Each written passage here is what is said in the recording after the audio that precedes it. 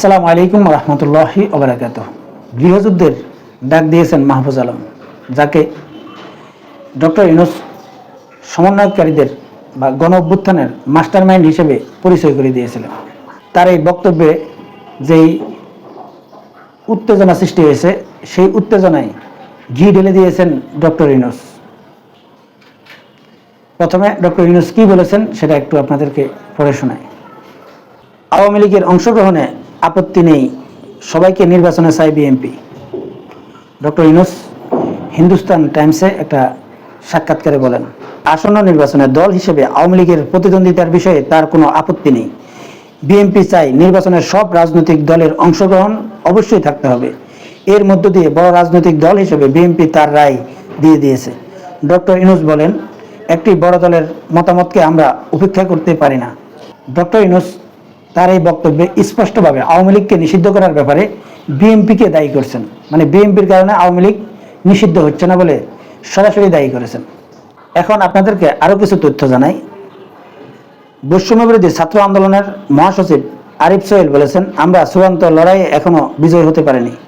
আওয়ামী লীগের নোংরা চরিত্র বিশ্ববাসীর কাছে উন্মোচন করতে ব্যর্থ হলে আগামী 20 বছর পর আরেকটি অভ্যুত্থানের প্রয়োজন হবে। এটি হতে দিতে পারি না। আমরা আমাদের সন্তানরা আবারও রক্ত দিক, সেটি চাই না। আরও একটা আপনাদেরকে পোস্ট দেখাই যে আসিফ মাহমুদের।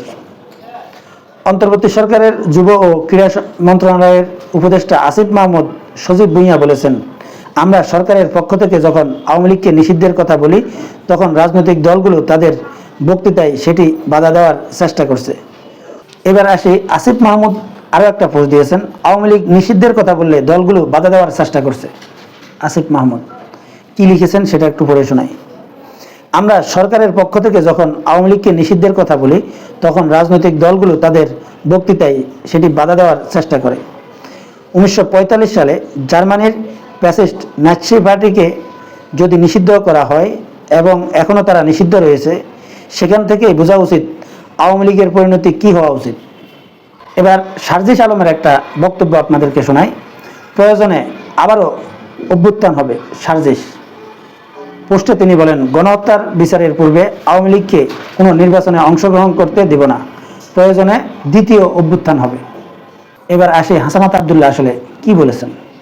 যারা আওয়ামী পুনর্বাসনে উদ্যোগ নেবে তাদের ইতিহাস গণশত্রু হিসেবে চিহ্নিত করব। হাসানাত আবদুল্লাহ। হাসানাত আবদুল্লাহর দুটি হ্যাশট্যাগকে একটু পড়ে শোনাই। একটিতে লিখেছেন স্টপ পলিটিক্যাল কনস্পিরেসি এবং অন্যটিতে লিখেছেন উই আর অলরেডি শহীদ। এই সবগুলো মিলিয়ে আসলে এই বর্তমান রাজনৈতিক পরিস্থিতিটা এমন দিকে যাচ্ছে যে মনে হচ্ছে যে আওয়ামী লীগকে নিষিদ্ধ করতে চায় এবং আওয়ামী লীগকে বা এই ফেসিবাদকে ধ্বংস করার জন্য এই বর্তমান সরকার এবং ছাত্ররা যে উদ্যোগগুলো নিচ্ছে সবগুলো ব্যর্থ করে দিচ্ছে বিএনপি। এবং যেই গৃহযুদ্ধের ডাকটা দিয়েছে, তাহলে কাদের বিরুদ্ধে দেবে? অবশ্যই বিএনপির দিকে। এখন আপনাদেরকে যেটা বলি, বিএনপি আসলে রাজনৈতিক ভুল করছে না যে তা নয়, তারা আদতেই রাজনৈতিক ভুল করছে। কারণ বিগত এই 15 বছরেও দেখেছি যে আওয়ামী লীগের বিরুদ্ধে তারা যেই সব বক্তব্য, বিবৃতি, আন্দোলন, সংগ্রাম করেছে, এটা কোনো বাংলাদেশের বড় রাজনৈতিক দলের আন্দোলন সংগ্রাম হতে পারে না।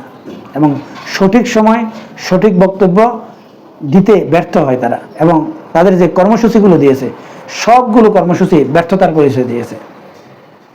কিন্তু এখন ছাত্রদের বা এই বর্তমান সরকারের যে কর্মকাণ্ডে তারা বাধা সৃষ্টির চেষ্টা করছে বা বিভিন্ন সময় বক্তব্য বিবৃতি দিচ্ছে, এই বক্তব্য বিবৃতি আসলে সাধারণ মানুষ কিন্তু পছন্দ করছে না। সেটা ন্যায় বলুক বা অন্যায় বলুক, সেটা আমি এখন বলতে চাই না। কিন্তু তারা সময় উপযোগী রাজনৈতিক খেলাটা খেলতে জানে না। বিএনপির বর্তমানে উচিত হবে যে বিএনপি এখন এই মুহূর্তে বক্তব্য দেওয়া যে আওয়ামী লীগ প্রসঙ্গে এই সরকার যা ইচ্ছা তাই করুক, এতে আমরা কোনো কথা বলবো না, আমরা অন্যান্য বিষয়গুলো নিয়ে কথা বলবো। তাহলে কি এই বর্তমান সরকার আওয়ামী লীগকে নিষিদ্ধ করে দেবে? আপনাদের কি মনে হয়, এই সরকার কি আসলে আওয়ামী লীগকে নিষিদ্ধ করার প্ল্যান প্রোগ্রামে রয়েছে? আর যেহেতু এখন সব দায় বিএনপির উপর চাপাচ্ছে, বিএনপি কি এখন বলতে পারছে না যে আওয়ামী লীগ সম্পর্কে যা ইচ্ছা তোমরা তা করো, আমরা আর কিছুই বলবো না? এটা যদি বলে, তখন কি এই সরকার আসলে আওয়ামী লীগকে নিষিদ্ধ করবে বলে মনে হয়? সম্মানিত দর্শক, আপনাদের কি মনে হয়, বিএনপি যদি আসলে এই জাতীয় বক্তব্য দেয়, তাহলে কি এই সরকার আওয়ামী লীগকে নিষিদ্ধ করবে বলে মনে হয়? আমার কিন্তু সেটা মনে হচ্ছে না। এবং এই ছাত্ররা বিএনপির বিরুদ্ধে যে গৃহযুদ্ধের হুমকি দিচ্ছে, সেটা কতটা যৌক্তিক, সেটাও কমেন্টসে জানিয়ে যাবেন। আল্লাহ হাফেজ।